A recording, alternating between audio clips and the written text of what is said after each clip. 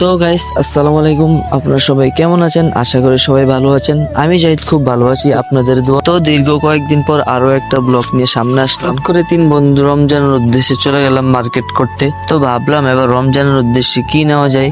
তো এদিক সেদিক না তাকিয়ে পাঞ্জাবি ধরলাম, একটা দুইটা হাতে দিলাম, একটার পর একটা পাঞ্জাবি ধরলাম। চয়েস হচ্ছে না কোনটা নিব আর কোনটা পরবো।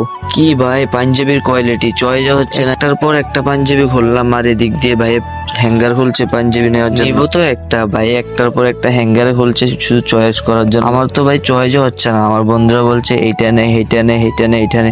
আমার তো টার্গেট ওই যেটা হাতে আছে, আবার কোনটা পরবো ভাই আপনি একটু বলে দিন। আমার চয়েসের অবস্থা দেখে আমার বন্ধু সাইড হয়ে গেল আমাদের কাছ থেকে। তো ফুট করে পাঞ্জাবি একটা নিলাম, গায়ের জন্য দুইটা গেঞ্জি নিলাম। বেশি আর কিছু মার্কেট করলাম না, জাস্ট রমজানের মার্কেট করলাম। ঈদের মার্কেট এখনো হয় না ভাইয়া। ঈদের মার্কেট তো ধামাকা ভাবে করবো ভাই, এখনো মার্কেট হয় নাই। এই যে মার্কেট গুলো দেখলেন না আমি নিলাম, এটা আমার জন্য না ভাইয়া, এটা আমার গায়ের জন্য। মার্কেট করার এখনো শেষ হয় নাই।